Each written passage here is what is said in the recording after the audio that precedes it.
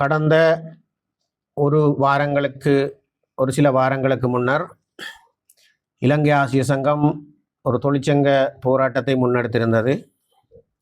சேவையின் தேவை கருதிய இடமாற்றம் என்கின்ற பெயரிலே பாரிய முறைகேடொன்றை செய்திருந்த வடமாகாண கல்வி அமைச்சு, வடமாகாண கல்வி திணைக்களம் போன்றவை ஆசிரியர்களை மிக மோசமாக பாதிக்கின்ற விதத்திலே, அவர்களுடைய அடிப்படையான வாழ்வியலையே சிதைக்கின்ற விதத்திலே, ஒரு மனிதநேயமற்ற விதத்திலே, மனித குலத்துக்கு எதிரான ஒரு செயற்பாட்டை முன்னெடுத்திருந்த நிலையிலே, அது முழுக்க முழுக்க வடமாகாணத்தினுடைய ஆளுமையற்ற கௌரவ ஆளுநர் என்று சொல்லக்கூடியவர்களுடைய தலைமையிலே நடைபெற்ற அரசியல் தலையீட்டின் நிமித்தம் நிகழ்ந்த நிகழ்வின் அடிப்படையிலே இலங்கை ஆசிரியர் சங்கம் பாரியதொரு போராட்டத்தை வடமாகாண ஆளுநர் செயலகத்துக்கு முன்பாகவும் செய்திருந்த நிலையிலே, வடமாகாண ஆளுநர் செயலகம் திட்டமிட்டு மிக மோசமாக நடந்து கொண்டதன் அடிப்படையிலே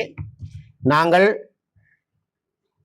இலங்கை மனித உரிமை ஆணைக்குழுவை நாடி எங்களுடைய அடிப்படை மனித உரிமைகள் மீறப்பட்ட விடயங்கள் தொடர்பாகவும், வடமாகாண கல்வி அமைச்சு உள்ளிட்டவர்களுடைய மனிதாபிமானமற்ற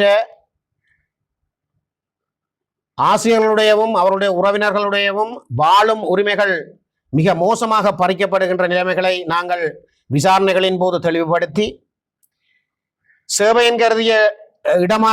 கருதிய இடமாற்றம் என்கின்ற பெயரிலே உச்ச நீதிமன்றத்தினுடைய தீர்ப்பினுடைய நடைமுறைகளுக்கு மாறி கூட ஒரு மிக மோசமாக நிர்வாக சீர்கேடுகள் நடைபெற்றிருக்கின்ற என்ற விடயத்தை நாங்கள் சுட்டிக்காட்டியதன் அடிப்படையிலே இலங்கை மனித உரிமைகள் ஆணைக்குழு அதனுடைய நியாயமான தன்மைகளை புரிந்து கொண்டு அந்த இடமாற்றம் தொடர்பாக ஒரு இடைக்கால தடையை விதித்திருக்கிறது. இந்த இடத்திலே வடமாகாணத்தினுடைய ஆளுமையற்ற ஆளுநர் கௌரவ வேதநாயகம் அவர்களுடைய மிக மோசமான அரசியல் ரீதியான வெளிப்பட்டிருக்கின்ற சந்தர்ப்பங்களையும் நாங்கள் இங்கே குறிப்பிட வேண்டும்.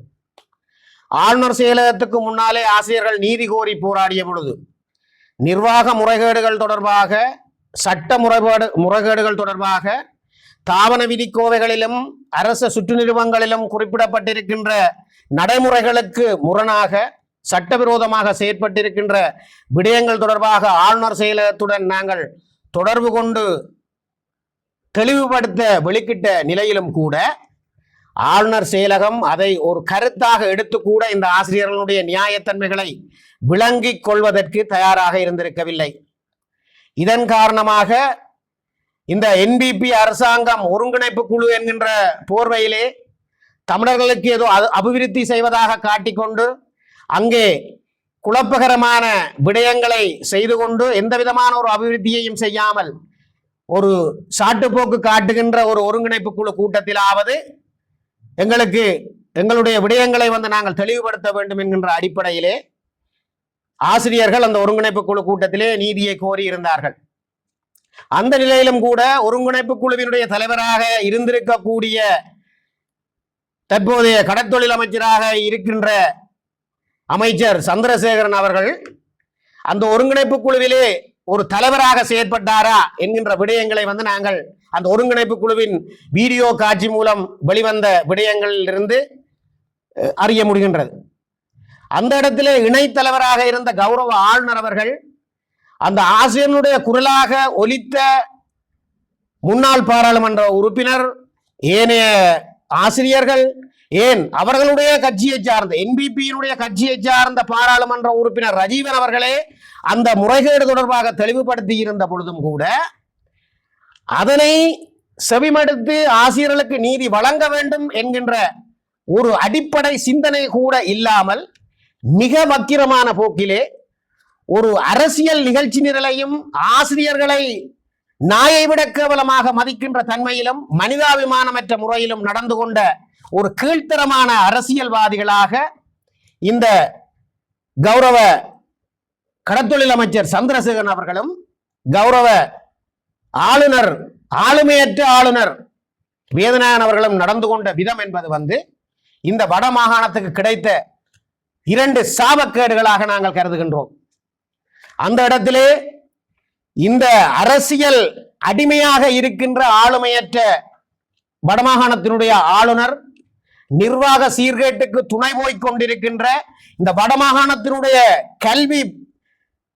கல்வி செயற்பாடுகளை சீரழிக்க வேண்டும் என்று என்பிபியால் களமிறக்கப்பட்டிருக்கின்ற ஆளுமையற்ற ஆளுநர் உடனடியாக இந்த தவறுக்காக இந்த ஆசிரியர்களை மிக மோசமாக ஆசிரியர் சமூகத்தை கையாண்ட விதத்திற்காக தன்னுடைய அழுத்தங்களின் மூலம் கல்வி அதிகாரிகளையும் கல்வி அமைச்சையும் அடிபணிய பண்ணி மிக மோசமான முறைகேட்டை புரிந்த இந்த வடமாகாணத்தினுடைய ஆளுமையற்ற ஆளுநர் உடன் பதவி நீக்கப்பட வேண்டும் அல்லது பதவி விலக வேண்டும் என்பதை இலங்கை ஆசிரியர் சங்கம் ஆணித்தரமாக தெரிவித்து நிற்கின்றது. அவ்வாறு நடைபெற தவறினால் இந்த ஆளுமையற்ற ஆளுநருடைய சகல விடயங்களும் அம்பலப்படுத்தப்படுவதுடன் ஆளுமையற்ற ஆளுநருக்கு எதிரான தொழிற்சங்க போராட்டங்களை இலங்கை ஆசிரியர் சங்கம் தொடர்ச்சியாக முன்கொண்டு செல்லும் என்கின்ற விடயத்தையும் இந்த இடத்தில் நாங்கள் குறிப்பிட விரும்புகின்றோம். இந்த ஆளுமையற்ற ஆளுநருடைய முறைகேட்டினாலே வடமாகாண கல்வி அமைச்சும் வடமாகாண கல்வி திணைக்களமும் இந்த முறைகேடுகளுக்கு துணை போய் சட்டவிரோதமாக செயற்பட்ட விடயங்களுக்கு திணைக்கள ரீதியான விசாரணைகள் முன்னெடுக்கப்பட வேண்டும் என்பதையும் இலங்கை ஆசிரியர் சங்கம் வலியுறுத்துகிறது. நாங்கள் இந்த முறைகேடான செயற்பாடுகள் தொடர்பாக வடமாகாணத்துடைய பிரதம செயலாளருக்கு நாங்கள் எழுத்து மூலம் கடிதங்களை வழங்கி இருந்தோம். ஆனால் பிரதம செயலாளர் ஒரு கடிதம் கூட இதற்கு விளக்கம் கேட்டு கடிதம் அனுப்பிடாத நிலையிலே மிக மோசமாக ஆசிரியர்கள் மிக மோசமாக மனிதாபிமானமற்ற முறையிலே பாதிக்கப்படுவதற்கு இந்த வடமாகாணத்தினுடைய பிரதம செயலாளரும் உடந்தையாக செயற்பட்டிருக்கின்றார் என்பதுதான் இலங்கை ஆசிரியர் சங்கத்தினுடைய குற்றச்சாட்டாக இருக்கிறது. அந்த குற்றச்சாட்டுக்கு பதிலளிக்கும் முகமாக இந்த நிர்வாக ரீதியாக சட்டவிரோதமாக செயற்பட்டிருந்த அரசு அதிகாரிகளுக்கு எதிராக வட மாகாணத்தினுடைய பிரதம செயலாளர் நடவடிக்கை எடுக்க தவறுவாராக இருந்தால் அவருக்கு எதிராகவும் இலங்கை ஆசிரியர் சங்கம் தன்னுடைய தொழிற்சங்க செயற்பாடுகளை முன்னெடுக்கும். இன்னும் இந்த முறைகேடாக செயற்பட்ட அதிகாரிகளுக்கு எதிராகவும் இலங்கை ஆசிரியர் சங்கம் வழக்கு தாக்கல்களை செய்வதற்கும் ஆலோசனைகளை மேற்கொண்டு வருகின்றது என்கின்ற விடயங்களையும் நாங்கள் இங்கே சுட்டிக்காட்ட விரும்புகின்றோம். அந்த வகையிலே இந்த ஆளுமையற்ற ஆளுநருடைய அடிவெருடிகளாக செயற்பட்டிருந்த வடமாகாண கல்வி அமைச்சும் வடமாகாண கல்வி திணைக்களமும் இதுபோன்ற செயற்பாடுகளில் தொடர்ச்சியாக ஈடுபடுமாக இருந்தால் அதனுடைய விளைவை பாரிய அளவிலே எதிர்நோக்க வேண்டி ஏற்படும் என்கின்ற வன்மையான எச்சரிக்கையையும் இலங்கை ஆசிரியர் சங்கம் தெரிவிக்க விரும்புகிறது. ஆசிரியருடைய இடமாற்றம் தொடர்பாக வடமாகாண கல்வி பணிப்பாளருக்குத்தான் அதிகார கையளிப்பு நடைபெற்றிருக்கிறது. இந்த இடத்திலே வடமாகாண கல்வி பணிப்பாளர் வடமாகாண கல்வி அமைச்சின் செயலாளரிடம் கேட்டு செய்கின்றேன், வடமாகாண ஆளுநருடன் கேட்டு செய்கின்றேன் என்று கைப்பொம்மை விளையாட்டுகள் விளையாடுவதை இந்த முறையோடு நிறுத்திக் கொள்ள வேண்டும். வடமாகாண ஆசிரியர் இடமாற்றம் என்பது மாகாண கல்வி பணிப்பாளர் தலைமையிலே மாகாண இடமாற்ற சபையின் அடிப்படையிலே மட்டும்தான் இடமாற்றம் நடைபெற வேண்டும். இடமாற்ற சபையிலே எடுக்கப்படுகின்ற தீர்மானம் இடமாற்ற சபை மேன்முறையீட்டிலே எடுக்கப்படுகின்ற தீர்மானத்துக்கு மாறாக ஆளுமையற்ற ஆளுநர்களோ அல்லது ஆளுநருடைய அடிவரடிகளோ மாற்றங்களை செய்வதற்கு வடமாகாண கல்வி பணிப்பாளர் அனுமதிக்க கூடாது. அவ்வாறு அனுமதிகள் நடக்குமாக இருந்தால் இலங்கை ஆசிரியர் சங்கம் ஒருபோதும் அதனை அனுமதிக்காது என்கின்ற விடயத்தையும் நாங்கள் இந்த இடத்திலே சுட்டிக்காட்ட விரும்புகின்றோம். அது மட்டுமல்லாமல் இங்கே இன்னொரு விடயத்தை நாங்கள் சுட்டிக்காட்ட வேண்டும். வெளி மாவட்டத்திலிருந்து பணியாற்றி இடமாற்ற சபையூடாக பரிசீலிக்கப்பட்டு மேன்முறையீடுகளூடாக பரிசீலிக்கப்பட்டு இடமாற்றம் பெற்று வரப்போகின்ற ஆசிரியர்கள் இதுவரை வருடாந்த இடமாற்றத்திலே விடுவிக்கப்படவில்லை. அந்த விடுவிக்கப்படாததற்கான போலியான காரணமாக அதிகாரிகளால் சொல்லப்பட்ட விடயம் சேவையின் தேவை இடமாற்றம் என்பதை ஊடாக வழக்கு தாக்கல் செய்யப்பட்டிருக்கிறது. அதனூடாக வந்துதான் உங்களை எடுக்க முடியாமல் இருக்கின்ற என்ற கோணத்திலே மிக பொய்யான பிரச்சாரத்தை செய்து அந்த ஆசிரியர்களுக்கும் இங்கிருக்கின்ற ஆசிரியர்கள் வெளி மாவட்டத்துக்கு சேவை செய்ய தயாரில்லாதவர்கள் போன்றும் சித்தரித்து தங்களுடைய முறைகேடுகளை மறைத்து அந்த ஆசிரியர்களுக்கும் இங்கிருக்கின்ற ஆசிரியர்களுக்கும் எங்களுடைய தொழிற்சங்கத்துக்கும் எதிராக கருத்தியலை விதைக்கக்கூடிய அளவுக்கு அவர்கள் செயல்பட்டிருந்த விதங்களை நாங்கள் இந்த இடத்திலே சுட்டிக்காட்ட விரும்புகின்றோம். ஆகவே இந்த சேவையின் தேவை இடமாற்றம் என்பதற்கும் வருடாந்த இடமாற்ற சபையினூடாக பரிசீலிக்கப்பட்ட வருடாந்த இடமாற்றத்திற்கும் எந்த விதமான தொடர்புகள் இல்லாத போதும் கூட ஆசிரியர்களிடையே பிளவை உருவாக்கி தங்களுடைய அரசியல் நிகழ்ச்சிகளையும் சட்டவிரோதமான முறைகேடான மனிதாபிமானமற்ற செயற்பாடுகளை முன்கொண்டு செல்வதற்காக அரசியல் அடிவரடிகள் செயற்பட்ட தன்மைகளை இந்த ஆசிரியர் சமூகமும் கல்வி சமூகமும் புரிந்து கொள்ள வேண்டும். அந்த அடிப்படையிலே நாங்கள் இந்த இடத்திலே ஒன்றை தெளிவுபடுத்த விரும்புகின்றோம். இங்கே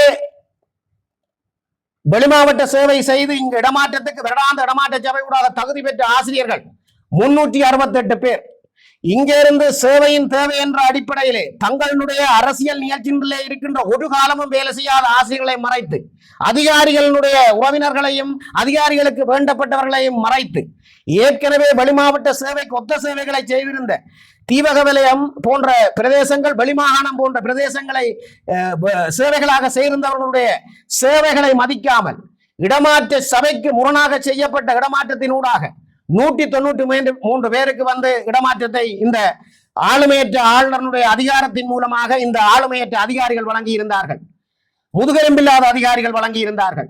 அந்த இடத்திலே 193 பேருக்கு வழங்கிய இடத்திலே 368 பேர் வருவதற்கு 193 பேரிலே 110 பேர் தான் யாழ் மாவட்டத்தில் இருந்து செல்வதற்காக இருந்தது. அப்படி என்று சொன்னால் மிகுதி 258 பேர், 110 பேருக்கு 110 பேரை வைத்துக் கொண்டு 258 பேரை இந்த முதுகெலும்பில்லாத இந்த அதிகாரிகளால் ஏன் அவர்களுக்கான உண்மையான நீதியை வழங்க முடியவில்லை? ஆகவே இங்கே முழுக்க என்ன நடந்தது என்று சொன்னால் ஆசிரியர் சமூகத்துக்கு இடையிலே பிளவை ஏற்படுத்தி தங்களுடைய அருவருக்கத்தக்கதான நிர்வாக நடைமுறைகளை அரசியல் ரீதியாக செயல்படுவதற்கு முனைந்ததன் விளைவுதான் இந்த முரண்பாட்டுக்கும் இந்த இடமாற்றங்கள் வந்து நடைபெறாததற்கும் காரணம் என்பதை இந்த கல்வி சமூகமும் எங்களுடைய வெளிமாவட்டத்தில் பணியாற்றுகின்ற ஆசிரியர்களும் விளங்கிக் கொள்ள வேண்டும்.